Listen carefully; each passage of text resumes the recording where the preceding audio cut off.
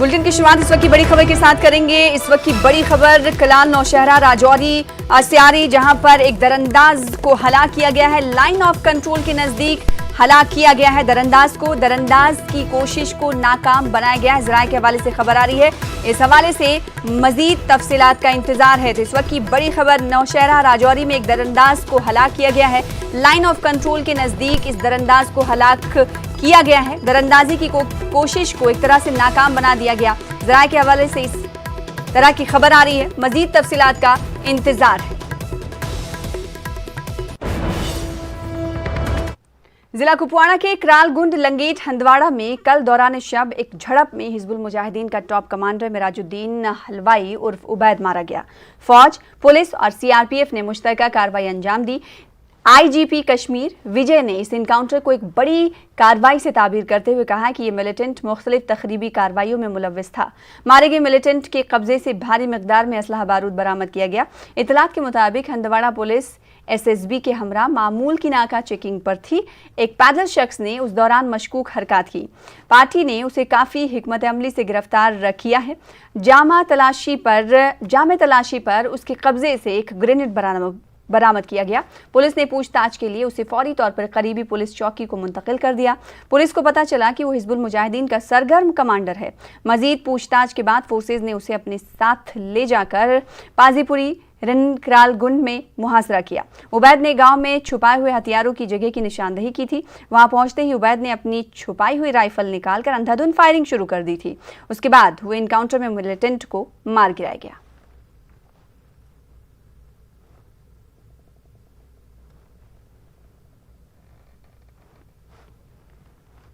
Jammu Kashmir BJP के general secretary Vibodh Gupta का कहना है कि कश्मीर अमन व तरक्की की राह पर गामजन है। श्रीनगर में एक प्रेस कॉन्फ्रेंस के दौरान गुप्ता ने कहा, पथराव और मिलिटेंसी के वाकयात की शरह अब सबसे कम है। इन्होंने कहा कि लोग अब हुर्रियत लीडरान का नाम भी नहीं लेते हैं। इन्होंने कहा कि गुज़िश्ता बरस मिलिटेंट हमले में मारे गए बारी बिरादरान को पार्टी कल खराज अक़ीदत पेश करेगी।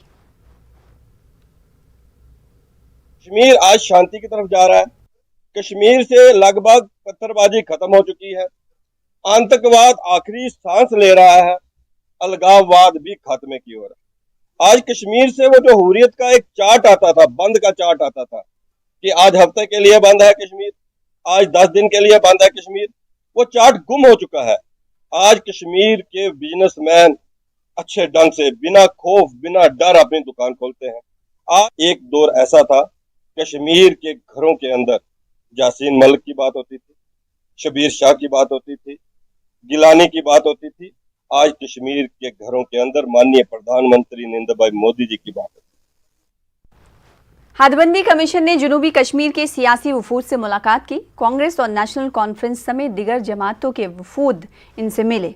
कई लीडरान ने 370 और रियासत का दर्जा बहाल करने के मसाइल भी उठाए। देखिए news 18 senior correspondent Mudassir Qadri की खास रिपोर्ट।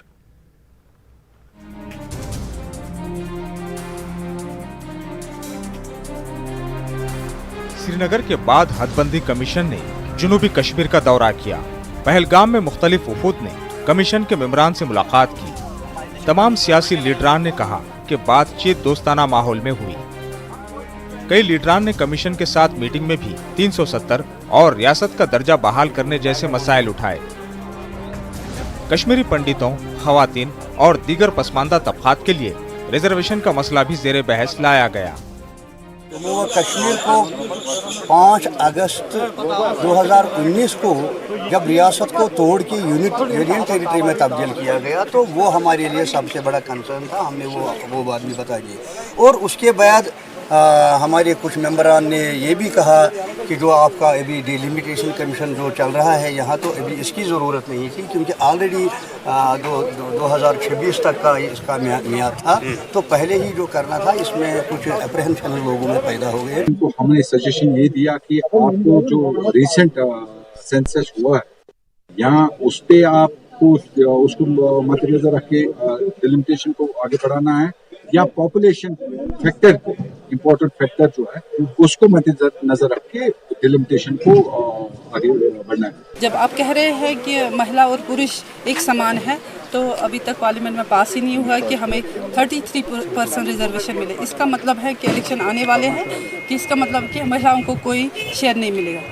तो मेरे सबसे वो खास पॉइंट था मेरा, और यही कि अगर डिलिमिटेशन करना चाहते हैं तो फिर पहले स्टेटहुड आप फुल फ्लेज्ड वापस दे दीजिए और फिर इलेक्शन। भारतीय जनता पार्टी का कहना है कि जम्मू कश्मीर की तामीर 9 के लिए हदबंदी काफी सूदमंद साबित होगी। 70 सालों से एसटी पहाड़ियों को बेचारों को इग्नोर किया जा रहा था। हमने बात रखी कि उनको रिजर्वेशन मिलना चाहिए। नंबर 1। नंबर 2, अनंतनाग जो है ये नंबर 3 पे पॉपुलेशन के हिसाब से डिस्ट्रिक्टों में आउट ऑफ 20 डिस्ट्रिक्ट से तीसरे नंबर पे है पॉपुलेशन के हिसाब से। इसमें एक सीट बढ़ना चाहिए। जो डिलिमिटेशन का प्रोसेस है ये इलेक्शन से पहले होना बहुत जरूरी है ताकि बुजुर्ग भाइयों को भी अपना रिजर्वेशन मिले। पीडीपी समेत कुछ जमातों ने कमीशन का बॉयकॉट किया। अपनी पार्टी का कहना है कि अब हड़तालों और बाइकआउट की सियासत से बालातर होकर फैसला लेने का वक्त आ गया है। इनका कहना है कि जम्मू कश्मीर में सियासी खला को पुर करने की जरूरत है। हम कभी हड़ताल करते हैं, कभी बाइकआउट करते हैं, कभी पत्थर मारते हैं, ये इलाज नहीं है। ये वोटों की सियासत है। मुझे लगता है वक्त आ गया है। हर जगह सच बोलने की ज़रूरत है। दिल्ली, जम्मू कश्मीर, हर जगह एक ही बात बतानी चाहिए जो सही हो और लोगों को वही कबूल करनी चाहिए। मुझे लगता है ये काल लोगों के लिए वक्त आ गया है। लोगों को लेना चाहिए पार्टिसिपेशन इसमें और ठीक तरीके से अपने मसाइल हल करने के लिए उनको कोई नहीं रोकता। वाज़ेह है कि कमीशन जम्मू कश्मीर के 4 रोज़ा दौरे पर है। कश्मीर के बाद कमीशन 2 रोज तक खित्ते जम्मू का दौरा करके मुख्तलिफ तंजीमों और दीगर नुमाइंदा तंजीमों के नुमाइंदों से मुलाकात करेगा।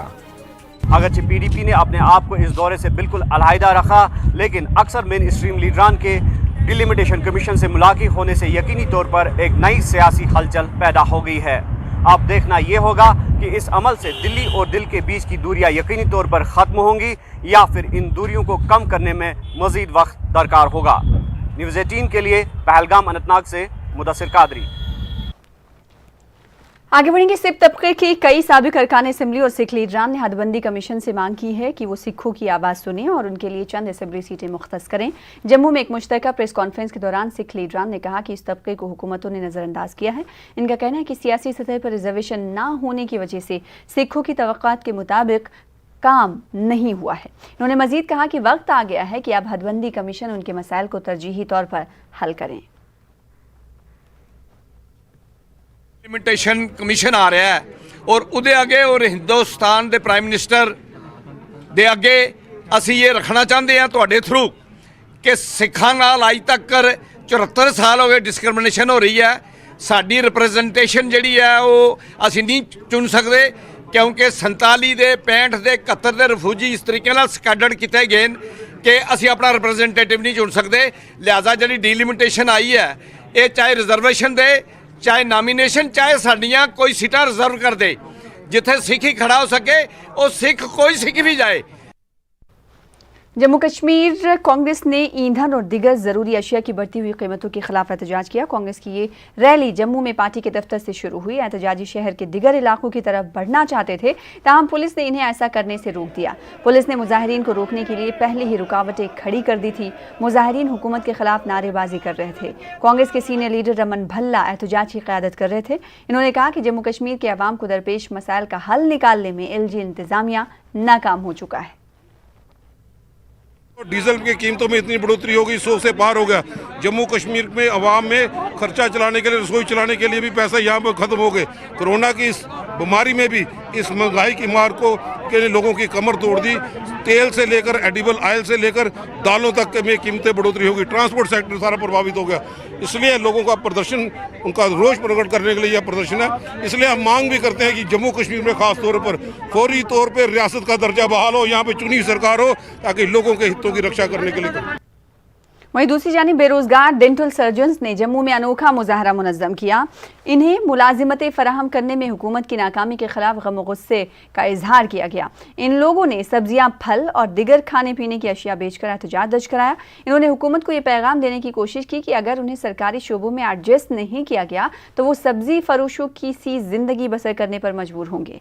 मुजाहिरीन ने मुतनब्बे किया कि अगर तमाम बेरोजगार डॉक्टरों के मुतालबात पूरे ना किए गए तो वो मजीद शदीद नौयत के इंतहाई इक़दामात पर मजबूर हो जाएंगे। इनसे चीजें खरीदने वाले लोगों ने भी हुकूमत पर जोर दिया कि वो उनके जायज मांगों को पूरा करें। गवर्नमेंट को हम लोगों की ज़रूरत ही नहीं है। अगर ज़रूरत नहीं है तो ये कॉलेजेस पे इतना पैसा क्यों खर्च कर रहे हैं, कॉलेजेस ही बंद कर दें।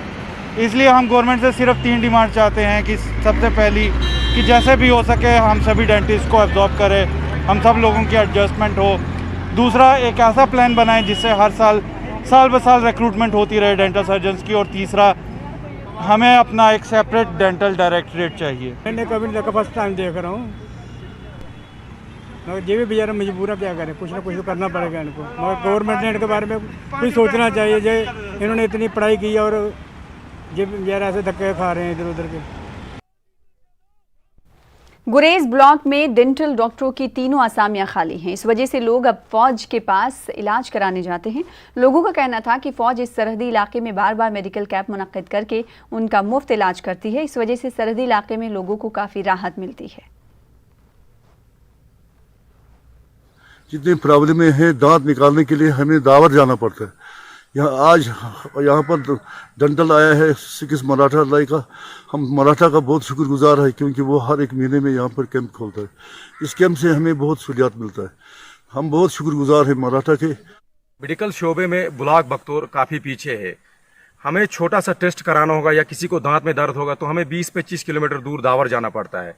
इस वजह से हम शुक्रिया अदा करते हैं 6 मराठा यूनिट का कि जो हर महीने यहाँ पर मेडिकल कैंप लगाती है, जिससे हमें बहुत फ़ायदा मिलता है।